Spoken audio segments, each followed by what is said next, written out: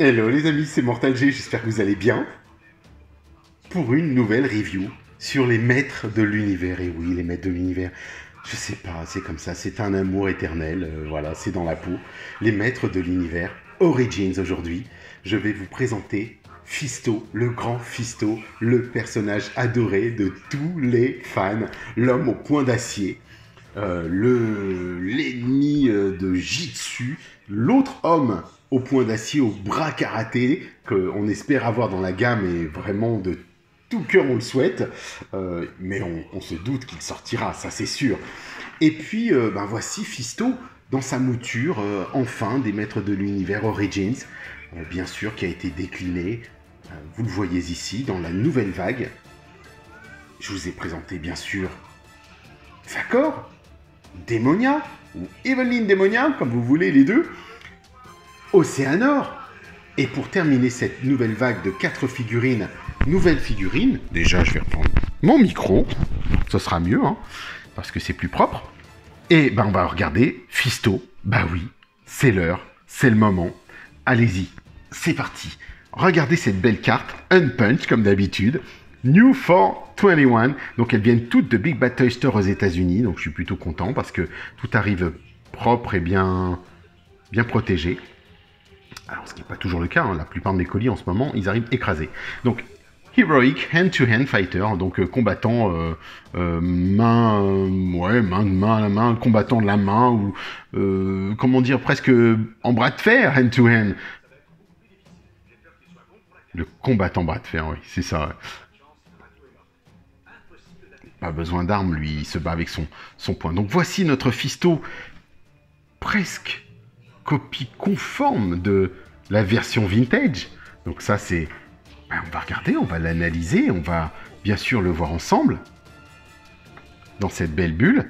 Et puis avec la bande dessinée qui est derrière, Sucker Punch, qu'on a déjà vu, que je vous ai présenté bien sûr. Le Kuba, Modern Posing Retro Play, Fisto, 6 ans et plus, avec notre beau petit logo Mattel, à l'époque c'était tout rouge. Et on va tourner cette carte pour venir découvrir la vignette, les vignettes, l'épée de Fisto, donc on sait qu'il y a une épée, qu'il pivote. Il y a bien sûr des personnages qui sont présentés, les personnages de la gamme. On retrouve Fisto Démonia dans sa couleur blanche. On retrouve Océanor dans la version Lords of Power, que je vous ai présenté aussi, donc je vous renvoie vers la vidéo dédiée. Et là, bizarrement encore une fois, on varie, puisque je vous l'ai déjà montré, vous voyez le Skeletor première génération et Musclor première génération avec la tête Alfredo Alcala, et la tête précédemment faite bouche ouverte. Or, Mattel nous a annoncé qu'ils allaient sortir dorénavant la tête que vous voyez ici, la tête vintage de Musclor et la tête vintage de Skeletor. Et c'est vrai que dans par exemple dans la couverture de, on va dire la carte que je vous ai présentée de Démonia, on voyait bien sûr cette carte vintage, cette tête vintage ou ces têtes vintage de l'époque. Donc voilà. On va bien sûr passer à la partie somptueuse de la carte de Fisto, dessinée par Axel Jiménez et Francisco Echart.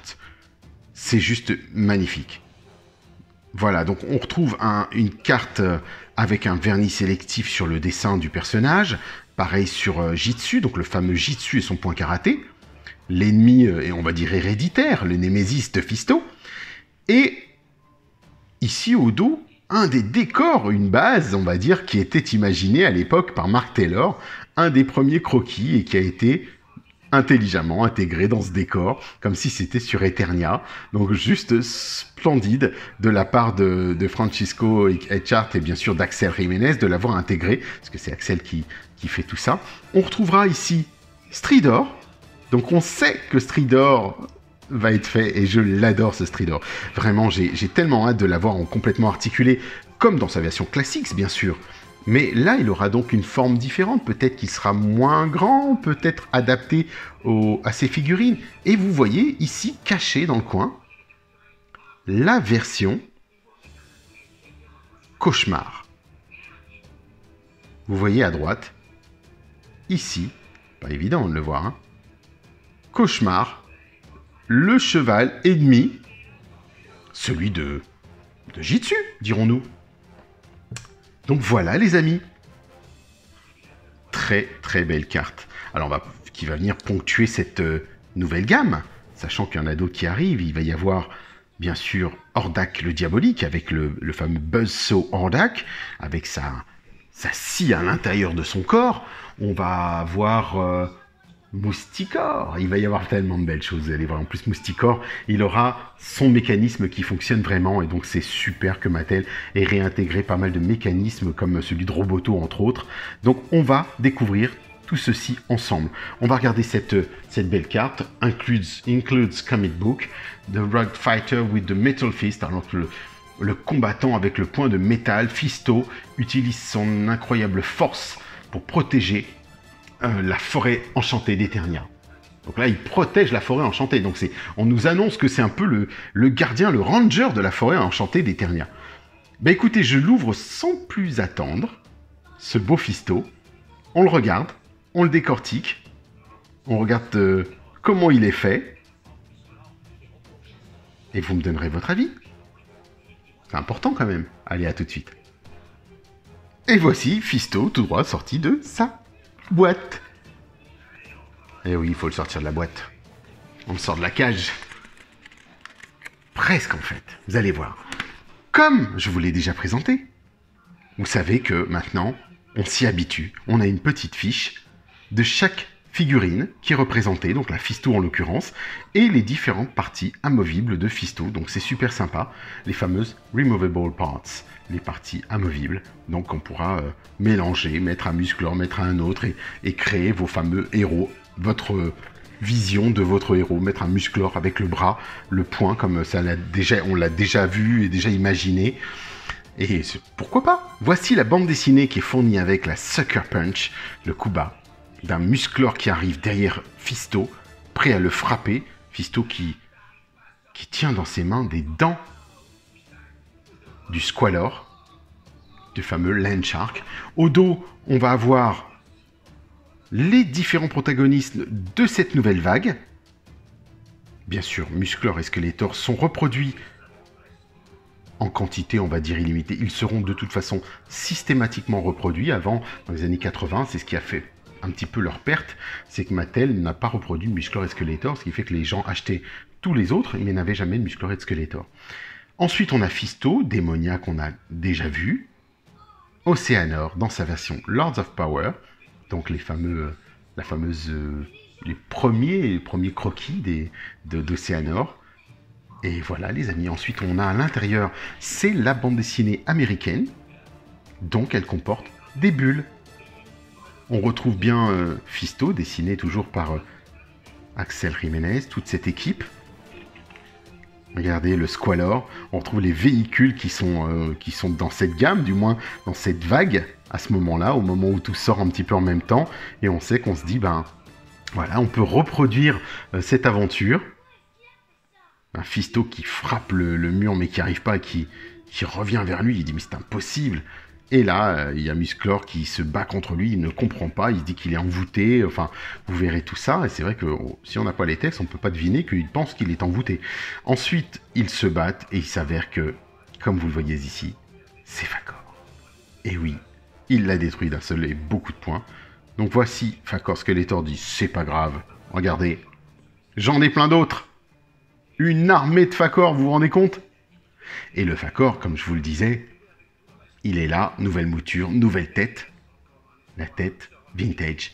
Et là, il vient d'être annoncé dans la gamme Masterverse, avec de très belles photos, une version révisée de Fakor. Il n'est plus bleu, il est tout en métal, c'est une version plus adulte, hein, bien sûr, qui correspond au dessin animé Révélation. Voici Fisto, pour l'heure, qui est là. Il est arrivé d'Eternia, pour moi, donc on va le regarder, on va le dépioter, on va le faire sortir de sa prison avec sa grande épée. Allez Fisto, c'est l'heure de sortir. Ah, ça c'est un personnage que j'adore. Vraiment. Comme Oceanor, on a nos chouchous, hein, c'est comme ça. Donc la première chose, On va essayer de... Bah, ça le fait tout seul, donc pas de souci. De ne rien casser. La jambe se plie toute seule. Oui, il est à température ambiante, donc vraiment aucun souci. Waouh, il est génial. Attendez. Ah, oh, il sent bon. Ah, lui, il sent meilleur. Ils sont pas le même plastique. Ah, j'aime bien. Bah écoutez les amis, oui, ça fait plaisir. Ça fait plaisir d'avoir un petit fisto comme ça qui revient comme des années 80 parce que là, j'ai l'impression d'avoir mon fisto dans les mains. Alors déjà, est-ce qu'il tient debout? Première chose, on va regarder ça ensemble. Ah, bah déjà, il fait tomber les autres. Il tient debout. Je dis oui, oui, oui, oui, comme dirait Julien Lepers. Et oui, il tient debout. Le voici. Ah, il est plus petit, hein, ce que j'allais dire, il est plus petit que les autres Océanors et compagnie, hein, parce que regardez. Il a toujours été un petit peu plus petit, hein. Mais là, il est vraiment à l'échelle, et ça, c'est un plaisir de le retrouver comme ça, d'avoir un fisto. Et là, je vais taquiner mon cousin de l'époque, qui à l'époque disait « Fistos ». Quand il était tout petit, il avait 5 ans, et il disait « C'est Fistos ». Parce qu'il avait un fisto, il rêvait de fisto, il voulait l'avoir, et c'était Fistos. Donc c'était juste génial. Bien sûr, ce fisto arrive avec sa fameuse épée, son épée violette, foncée même. On va la regarder un peu plus à la lumière. Vous voyez? L'adaptation de l'épée de Triclops, que vous connaissez, avec cette fameuse garde, très jolie. Belle épée, hein? Et donc voici notre fisto. Regardez cette armure qui brille, qui a été donc repeinte. Peinte, du moins. Pas repeinte, mais peinte. Très sympathique. Alors, on va l'analyser, on va regarder de quoi il en retourne. Donc, au niveau de la tête, on a une belle rotation de notre fisto, impeccable, superbe, au bas, droite, gauche. Alors, c'est vrai que la couture, on va dire, la découpe du coup nous permet plus de mouvement, pas trop haut, regardez, il ne peut pas la lever par contre, pas lever la tête, c'est dommage. Il peut la baisser, sans souci, mais lever, pas du tout. Il est, on va dire, à la verticale. Donc ensuite, le bras, droit ou gauche, de toute façon, quoi qu'il en soit, ça fonctionne bien, au bas, droite, gauche. Alors on va le retirer sans problème. L'armure est toute un petit peu plus souple. C'est clair que c'est pas du tout les mêmes armures. C'est ce qui est plaisant dans cette nouvelle gamme, c'est que ça donne pas l'impression de casser comme ça. J'aime beaucoup ce plastique, le côté... Ah oui, oui, j'aime bien ce plastique-là. Je sais pas pourquoi, ça me fait un autre effet. L'avant-bras, regardez, il bouge bien. Aucun souci pour le plier, le bouger. La main, pareil. Hop, aucun problème, petite rotule, sympathique. Donc on pourra lui mettre bien sûr l'épée sans problème. Ici, au niveau du buste, la même chose. Donc marron avec peinture violette. Il bouge, pan, pour un super coup de poing. Pan. La barbe de ce fiston, mais regardez-moi ce visage. Si c'est pas du vintage, ça. Ensuite, bien sûr, ces articulations des jambes, grand écart facial. Alors, on va regarder la rotule, voir si elles sont pas fêlées, cassées ou quoi que ce soit. Ça a l'air solide, vraiment ça a l'air solide. Alors elles paraissent très solides, ce qui paraît souvent moins solide, ce sont les articulations des genoux, comme je le disais, je le rappelle souvent. Et là, regardez cette belle petite pose qu'on peut lui donner. Pose de combat en avant. Le coup de pied, un coup de pied en karaté en plein vol. Et puis, voilà, on a belle articulation de la jambe, du genou, ça bouge sans problème.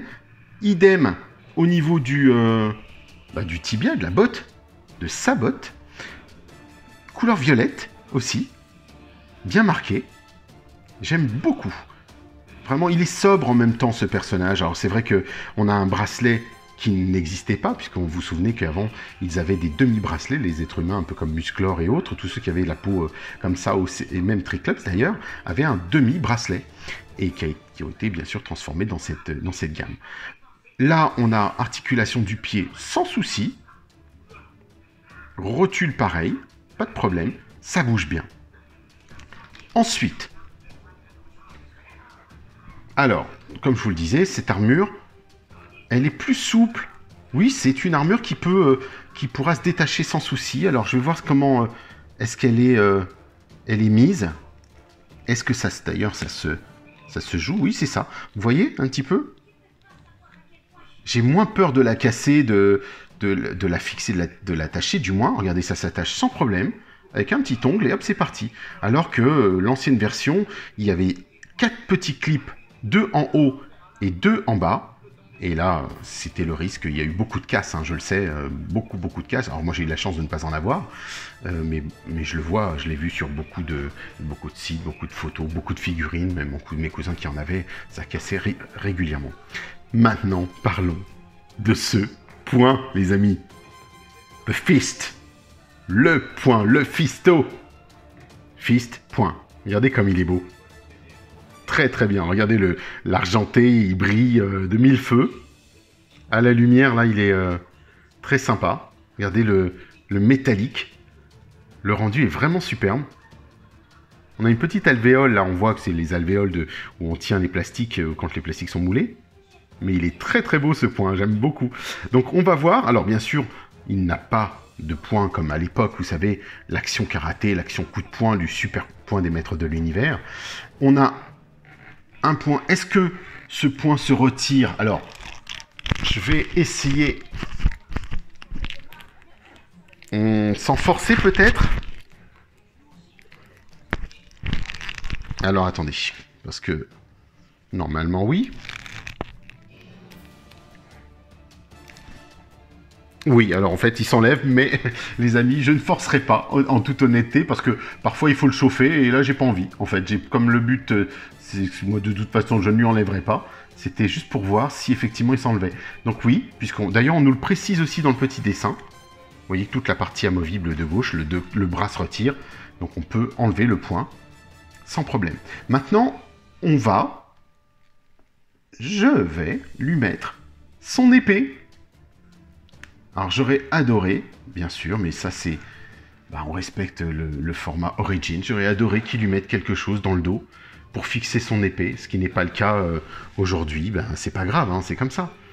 Et puis, on n'a pas de petite fixation, de petite attache, d'amélioration qu'ils auraient pu faire. Parce que, comme pour le Prince Adam, par exemple, je trouve ça un petit peu dommage. Voilà, c'est juste mon petit regret.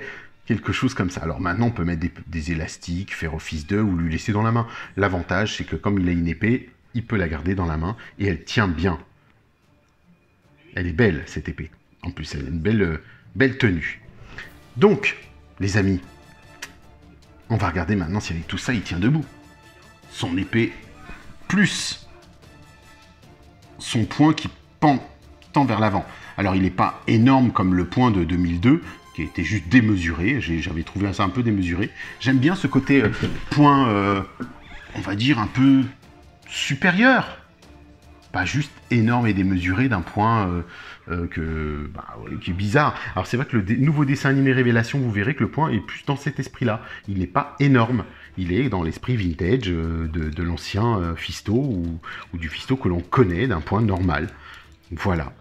Enfin, normal, qui est déjà normal, bien avancé pour nous, qui sommes des gens normaux, on va dire. Alors, et qu'est-ce qui est normal? Pour l'heure, les amis, regardez. On va venir comparer avec nos deux Fisto. Alors ça, si c'est pas énorme, qu'est-ce que vous en pensez? Regardez ça. Pour moi, c'est... je pense, la figurine qui ressemble le plus à sa version vintage. J'ai rien à dire. C'est juste bluffant. Les couleurs, la forme, le pagne, le poing, la tête, le moule de la tête, bien sûr. Et après, on va regarder, on va bien sûr l'analyser ensemble. Regardez l'épée. Mais c'est sidérant. Je suis agréablement surpris. Ensuite, les couleurs changent, elles évoluent, puisque vous savez que dans la gamme Origins, on a toujours des couleurs plus criantes, plus vives. Mais là, qu'est-ce que vous en pensez, vous? Regardez cette armure, même s'il y a un travail, une armure plus souple à droite, une plus dure à gauche, eh bien allez hop, c'est le moment, on y va. On va commencer par les épées. Vous voyez les épées, les gardes, déjà? Avant, elle se cassait. Parce que, justement, à force de passer les mains dedans, voilà, c'était pas vraiment adapté pour ça. Et maintenant, on fait des gardes plus reculées, plus avancées, qui permettent de passer la main sans souci. Mais on a bien conservé la taille, la forme de l'épée, le design de l'épée, très très joli.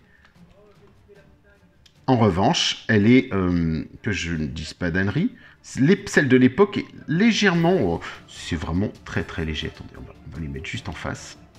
Allez, il y a vraiment 1 ou 2 mm, même pas 1 mm de plus dans l'ancienne. Oui, c'est 1 mm de plus, et encore. Vraiment, elle est très bien faite, cette nouvelle épée. Elle n'est pas en plastique, vous savez, le plastique mou de certaines d'époque, comme ça, qui avaient tendance à... Alors, attendez, je vais voir quelle version c'est. Je ne sais pas si on l'a là-dessus. C'était Hong Kong ou Taïwan. Non, on ne l'a pas là-dessus. Alors, je ne l'ai pas, c'est dommage. C'est dommage, mais peut-être sur l'épée, peut-être. Même pas sur l'épée. Bah non, bah tant pis, on le saura pas. Sur la version vintage. Donc, je ne l'ai pas là-dessus, mais c'est pas grave. Donc, vraiment, très belle épée. Donc là, j'ai l'impression pour ma part, que c'est du Taïwan, parce que ça ressemble au plastique de Taïwan, comme le plastique des Skeletor ou de Musclor que j'ai. Donc, c'est bien probable que ce soit Taïwan. Et ce sont mes préférés. Donc, et je le sens dans le plastique et dans la matière des jambes, des bras et des têtes. Et j'aime beaucoup le plastique. Ensuite, vous voyez donc les bras. Et ici, on se rend compte des bracelets. Donc c'est une évolution, il y a une évolution dans la couleur. Et c'est ça que j'aime bien, parce que on a un rappel de la couleur grise argentée du point de droite vers la gauche avec ce bracelet argenté qu'on n'avait pas à l'époque.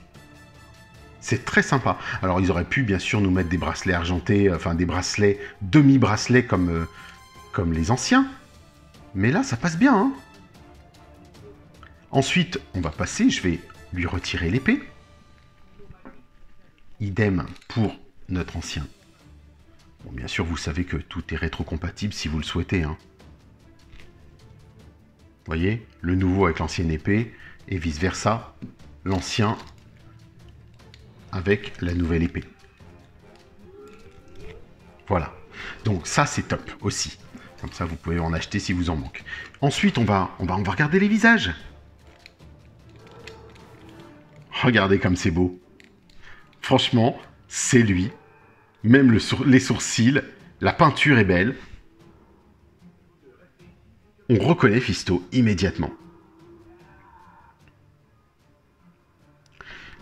Idem, regardez son armure, comme je vous disais. En haut de l'armure, on a 2 pinces, 2 clips. Alors celle-ci était en plastique. Ici, c'est comme de la gomme, en fait. Comme les nouvelles armures, les différents baudriers de nos protagonistes. Donc, beaucoup plus fragile. Vous entendez ce bruit? Ici, vous ne l'avez pas. Elle est directement moulée au corps et ben, ça passe bien. Des deux côtés, ça passe très très bien d'ailleurs, puisque même l'ancienne version était bien adaptée. Et la nouvelle, nous mouture. Alors, la peinture, elle est différente. Le relief est pas tout à fait pareil. Mais franchement, ça le fait. On retrouve bien sûr les deux attaches sur les côtés pour faire le rappel de sa première armure. Regardez la ceinture, alors plus brillante à gauche, encore le même souci du détail. Pareil pour le pagne, plus de détails dans le pagne vintage, plus creusé, plus détaillé. Et moins ici, moins creusé, plus plat. Les jambes, en revanche, pareil. On les a vus, hein, on les connaît, vous connaissez. C'est la même mouture. On va passer au dos, avant de repasser au point d'acier. Le dos, franchement, rien à dire. Belle, même très belle adaptation. Moi, je suis très très content. Vous voyez, la nuque, elle est bien conservée. L'articulation, par exemple, lui, il tournait sa tête à ce niveau-là, donc il n'y avait pas de possibilité de lui baisser la tête. Et ils ont gardé cette esthétique avec un coup, mais cette fois-ci, on peut lui basculer la tête vers l'avant, on peut bouger dans tous les sens, tout en gardant le doute. Si on les met plus loin, franchement, on ne sait pas. J'aurais pu vous montrer une version Taïwan, une version France, sans faire de grandes différences, tant qu'on ne voit pas les articulations. Et puis on va passer au point. Regardez ce point. Le point d'acier de Fisto, c'est pas magnifique ça. C'est le même. C'est le même. Alors, j'ai pas vraiment le même, bien sûr. Regardez. Parce que moi, ça, je l'avais vu. Vous voyez? Est-ce que vous arrivez à le voir sans que je vous le dise? Vous voyez les ronds pleins et les ronds creux? Alors, dans cette version, ici, on a 1, 2, 3, 4 creux. Les autres sont pleins. Ici, tous les autres sont pleins. Et ceux-là sont pleins aussi. Alors, est-ce une volonté de l'époque de l'avoir en creux? Ou est-ce une erreur de l'époque de production? Par exemple, comme si le plastique avait pu, je ne sais pas, fondre, dirons-nous.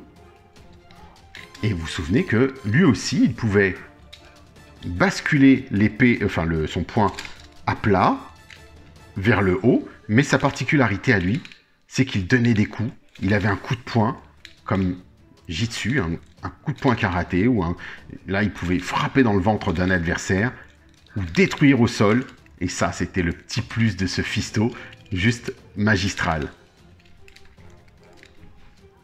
Regardez ça. Et le corps, bien sûr, bougeait. Vous vous souvenez, on avait ce ressort. Enfin, il est vraiment superbe. Il est vraiment... C'est un personnage qui est vraiment emblématique, que les fans adorent. Je le comprends, bien sûr. Ce côté point d'acier, ça me rappelle Montorque dans la série Sloane, agent spécial, avec Robert Conrad. Et Torque qui avait cette main d'acier, cette main avec des gadgets à l'intérieur, un petit laser et tout un tas d'autres choses. Et là, je suis très content de l'avoir. Alors non pas parce que, voilà, on sait qu'il a aussi une belle mythologie dans la gamme des maîtres de l'univers, puisqu'il est officiellement reconnu comme le père de Teela. Il serait, d'après ce que Mattel et donc nous confirme le Spectre Creative, qui était l'ancien brand manager Scott Knightley, qui nous confirme qu'effectivement, dans la dernière bio, ils ont préféré dire qu'effectivement, c'était le père de Teela, puisque c'était la sorcière disait qu'elle s'était entre guillemets mariée à un guerrier blessé. Et lui, dans l'histoire, Fisto, dans l'histoire de 2002 et non pas de Vintage, il était un héros perdu, il s'était cassé le poing en voulant aider ses amis, et le poing avait été réparé, créé par le maître d'armes, qui est en fait son frère. Voilà pour la petite histoire. Et à un moment donné, le maître d'armes lui en veut, parce qu'il avait disparu pendant les Grandes Guerres, et alors que lui ne s'en souvient pas, c'est normal, il avait été gravement blessé, et il avait été retrouvé par Tilana au moment où elle devenait sorcière, et ils ont eu donc une relation, et de cette relation est né le bébé, Teela. Voilà les amis, vous savez tout. Alors c'est la variante de l'histoire, parce que vous savez que dans les mini-comics, Teela est née d'un dédoublement de la sorcière par Skeletor, par le sort de séparation, dont je vous ai déjà parlé. Donc voici nos deux Fisto, le nouveau Fisto dans la gamme Origin. Je vous aurai donc présenté toutes les figurines de cette nouvelle vague récemment sortie, que je suis très heureux de posséder et de vous présenter bien sûr. Donc les voici tous au rendez-vous. Les Océanors, Démonia et bien sûr Mascor, Facor, pardon, autant pour moi. Voici nos héros et génies du mal. Mais écoutez, franchement, je suis très content de cette gamme. Alors c'est bizarre parce que réellement, on a dans cette gamme 3 repeints, 3 personnages repeints. Vous prenez Démonia, c'est une repeinte de la première Démonia. On peut dire, ben, ils ne sont pas foulés, ça coûte cher, ça coûte de l'argent, mais au moins, on a le choix. On a le choix de se dire, j'ai pas pu avoir la première, je prends celle-ci, ou moi je veux la version blanche, parce que c'est celle du dessin animé que j'ai connu, et vice-versa. À vous de choisir. Donc c'est vraiment plutôt pas mal. Océanor qui rappelle le Océanor du dessin animé, mais en même temps surtout du mini-comics, parce que dans le dessin animé il est plutôt dans cet esprit-là, avec cette tête-là aussi. Donc voilà les amis, on a fait le tour, hein. Tout est là. À suivre, parce qu'il y a encore d'autres choses qui viennent. Il va y avoir un livre bientôt. Alors je vais le recevoir, je vais vous faire une review. Est-ce que je le fais avant, après, pendant? Je ne sais pas encore. Le livre de Pixel Dame de 750 pages, bien sûr. J'attends l'aéronef, j'attends l'étrange créature du lac noir dans sa version Migo. Je vous présenterai donc une petite... je vous ferai une review sur l'étrange créature du lac noir que j'affectionne. Et puis, pourquoi pas faire une review sur les drôles de dames, puisque j'ai les figurines aussi. Enfin, voyez, il y a tellement de choses à faire, les amis. J'en ai tellement que je ne sais plus par quoi commencer. Il y a l'actualité est tellement florissante. J'espère aussi recevoir Musclor dans sa version révélation avec le tigre de combat gigantesque. Et j'espère avoir Musclor avant parce que j'aimerais le mettre sur le tigre de combat ou à la limite qu'ils arrivent en même temps, que je puisse faire la review de Musclor, l'ouvrir et ensuite le mettre sur le tigre de combat parce que pour moi ils vont de pair, c'est normal. J'ai pas envie de le tester avec Skeletor dessus, ça me peinerait. Mais c'est pas grave, c'est comme ça, c'est l'ordre des choses. Donc voilà les amis, pensez au petit pouce pour moi, pour tous mes héros. Pour mes... Oui, ce sont mes héros, clairement, j'ai pas d'autres mots, les maîtres de l'univers dans la peau. Voilà, bah écoutez, on se retrouve sur musclor.org. Si vous le souhaitez, c'est mon groupe Musclor, je le dis et je le répète. On peut se retrouver aussi, bien sûr, sur la page Mortal G, la page Facebook Mortal G. Et puis, moi, je vous invite, si vous le souhaitez, poster, partager, montrer vos figurines, vos collections, tout ce que vous avez. Je vous montre la belle Teela, telle que moi je l'aime, la Teela. Et voici Démonia. Donc en violette, du dessin animé Filmation. Donc voilà, on retrouve un peu ces codes couleurs de la série dont on parlait tout à l'heure. Violette et un peu de bleu, mais celle-ci est bien sûr en référence à la Démonia de 2002. Donc voilà, on a bien sûr la couleur, la cape, mais des rappels de couleurs qui font que on peut tout à fait se dire c'est la même. J'aurais pu faire un mix and match des deux. Vous pouvez le faire vous-même et vous dire voilà, je la repeins, j'en fais une du dessin animé Filmation.